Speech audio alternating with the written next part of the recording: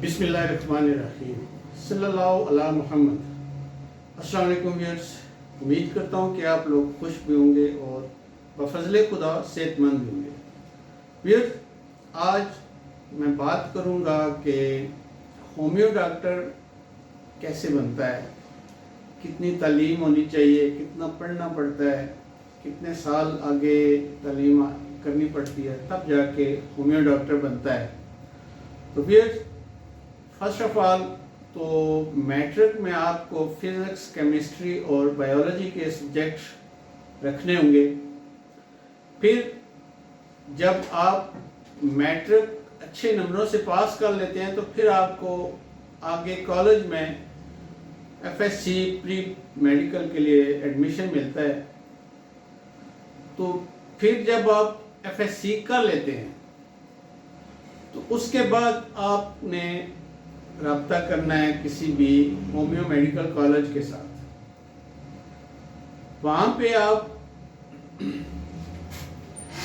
जब एडमिशन लेंगे तो उसके बाद 4 साल आपको वहाँ पे तालीम हासिल करनी पड़ती है। और ये जो कोर्स है ये टोटल उर्दू में होता है। इसके कुछ सब्जेक्ट जो होते हैं वो इंग्लिश में होते हैं। इसमें एनाटॉमी, पैथोलॉजी, मटीरिया मेडिका और मेडिसिन बनाने का तरीका, मेडिसिन किन चीज़ों से बनती हैं, जो नेचुरल इंग्रेडिएंट्स हैं, उन चीज़ों से इनको कशीद करके बनाया जाता है। पहले रॉ मटेरियल लिया जाता है, फिर उसको क्रूड शक्ल में लाते हैं, फिर उसको डिल्यूट शक्ल में लाते हैं।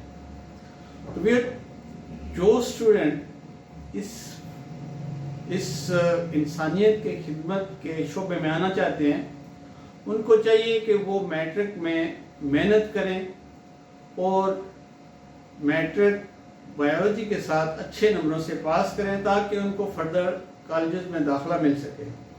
4 साल की तालीम होती है FSC के बाद। और तकरीबन आजकल के जो कॉलेजेस की फीसेस हैं वो 35 से 40 हज़ार रुपये पर ईयर्स लेते हैं। और 4 साल आपको पढ़ना पड़ता है, first year, second year, third year and fourth year. तो उसके बाद जाके आपको इसकी डिग्री मिलती है या डिप्लोमा मिलता है, जिसे डिप्लोमा होम्यो मेडिकल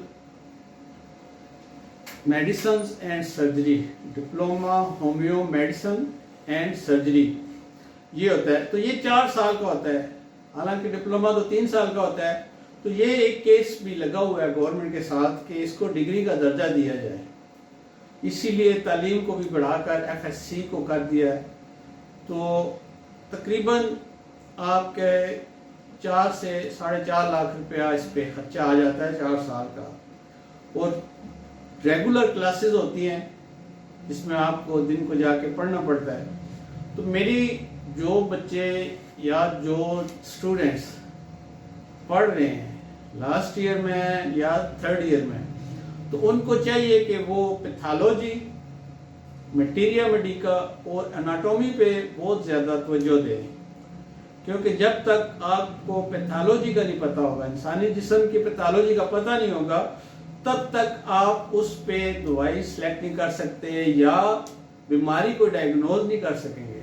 फिर आपको एनाटॉमी का पता हो कि इंसानी जिस्म में कितनी हड्डियां, कितने जोड़ हैं, कौन सी जगह पे कौन सा आर्गन होता है, फिर किस वजह से किस आर्गन में तकलीफ हो जाती है, जिस्म में किस चीज़ की ज़्यादती हो, किस एसिड की ज़्यादती हो।